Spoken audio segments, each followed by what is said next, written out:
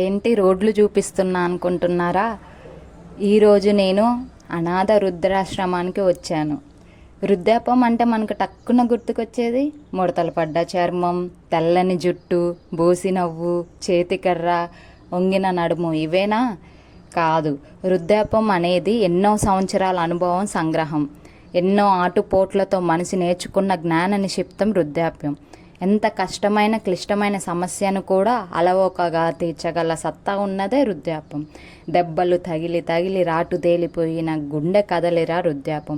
అటువంటి వృద్ధాపం ఇప్పుడు నిరుపయోగమై వృద్ధాశ్రమాల పాలవుతున్న వేళ పక్కనే ఉన్న జ్ఞాననిధిని ఆలస్యం చేసి గూగుల్ వెంట పరిగెత్తే ఈ జనానికి ఇప్పుడు తప్పక తోడు అవసరం అయ్యే ఒకే ఒక వ్యక్తి వృద్ధుడు.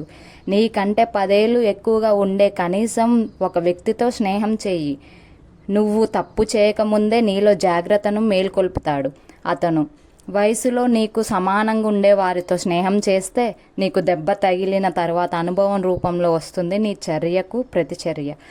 అదే నీకన్నా పెద్దవారితో స్నేహం చేస్తే వారి అనుభవం నిన్ను ఆ దెబ్బ నుంచి ముందే కాపాడి నీ జీవితం ఒడిదుడుకులకు లేకుండా సాపిగా సాగిపోతుంది. ఇది నిజం.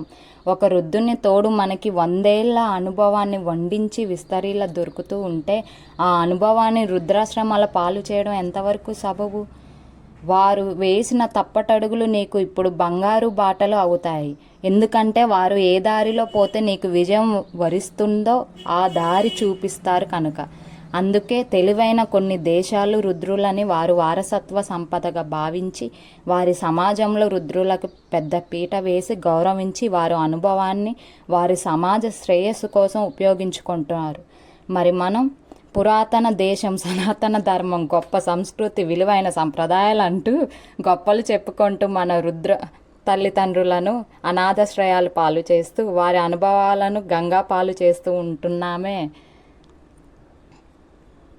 ఒకసారి ఆలోచించండి.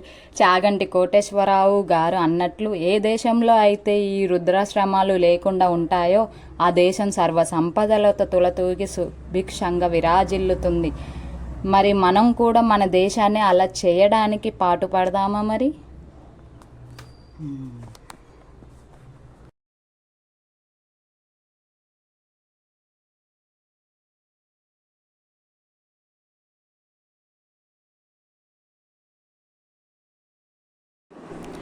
ఈరోజు వృద్ధుల దినోత్సవం సందర్భంగా ఈ వీడియో చేయటం జరిగినది. అందరికీ వృద్ధుల దినోత్సవ శుభాకాంక్షలు. Please subscribe, like, share and comment.